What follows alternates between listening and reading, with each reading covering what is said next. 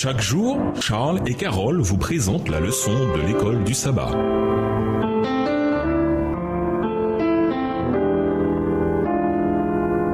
Bienvenue dans votre émission Dieu nous parle. Voilà la leçon de mardi, guerre au ciel et sur la terre. La chute de nos premiers parents a plongé le monde dans le péché, le mal et la mort. Les gens peuvent ne pas être d'accord sur les causes immédiates ou sur les responsables.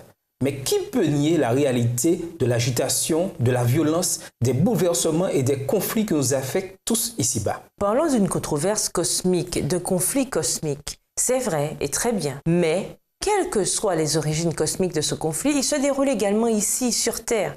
En effet, une bonne partie de l'histoire biblique, depuis la chute en Éden jusqu'aux événements des derniers jours, juste avant le retour de Jésus, constitue à bien des égards l'exposition biblique de la grande controverse.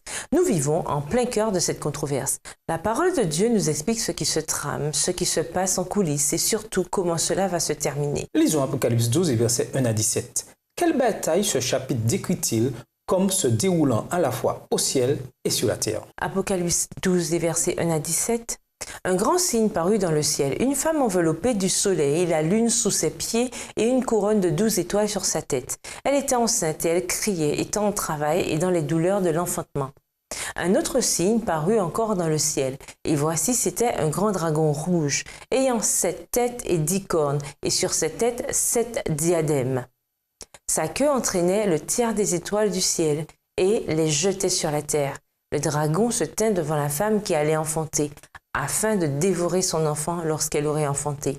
Elle enfanta un fils qui doit paître toutes les nations avec une verge de fer, et son enfant fut enlevé vers Dieu et vers son trône. Verset 6.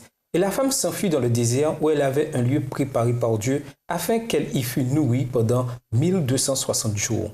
Il y eut guerre dans le ciel. Michel et ses anges combattirent contre le dragon, et le dragon et ses anges combattirent.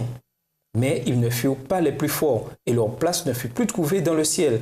Et il fut précipité, le grand dragon, le serpent ancien, appelé le diable et Satan, celui qui séduit toute la terre. Il fut précipité sur la terre, et ses anges furent précipités avec lui. Et j'entendis dans le ciel une voix forte qui disait: Maintenant le salut est arrivé, et la puissance et le règne de notre Dieu et l'autorité de son Christ, car il a été précipité l'accusateur de nos frères, celui qui les accusait devant notre Dieu jour et nuit. Verset 11. Ils l'ont vaincu à cause du sang de l'agneau et à cause de la parole de leur témoignage, et ils n'ont pas aimé leur vie jusqu'à craindre la mort. C'est pourquoi réjouissez-vous cieux, et vous qui habitez dans les cieux.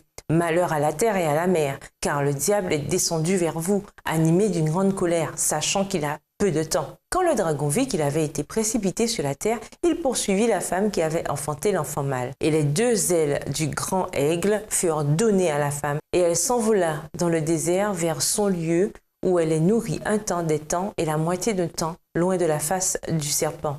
Et de sa bouche, le serpent lança de l'eau comme un fleuve derrière la femme, afin de l'entraîner par le fleuve. Et la terre secourut la femme, et la terre ouvrit sa bouche et engloutit le fleuve que le dragon avait lancé de sa bouche. Et le dragon fut irrité contre la femme. Et il s'en alla faire la guerre au reste de sa postérité, à ceux qui gardent les commandements de Dieu et qui ont le témoignage de Jésus. Il y a une bataille ainsi que des batailles sous terre. La première bataille fait rage entre le dragon, Satan, voir Apocalypse 12, versets 7 à 9, et Michael, qui signifie en hébreu qui est comme Dieu. Lucifer, le rebelle, est devenu Satan, l'adversaire, une simple créature qui s'oppose au Créateur éternel, Jésus. Hébreu 1, les versets 1 et 2, Jean 1, les versets 1 à 4. Lucifer s'est rebellé contre son Créateur. La grande controverse, ce ne sont pas des dieux qui se battent en duel. C'est une créature qui se rebelle contre son Créateur et qui manifeste cette rébellion en s'attaquant également à la création. Vaincu dans cette bataille contre Christ au ciel, Satan a cherché à s'en prendre à lui sur terre, juste après sa naissance sous forme humaine. Apocalypse 12, verset 4. Vaincu dans sa bataille contre Christ à ce moment-là, puis vaincu au désert et plus tard à la croix, Satan, après sa défaite incontestable au calvaire, est allé faire la guerre au peuple de Christ. Cette guerre a fait rage tout au long de l'histoire chrétienne. Apocalypse 12, versets 6 et 14 à 16, et se poursuivra jusqu'à son terme. Apocalypse 12, verset 17.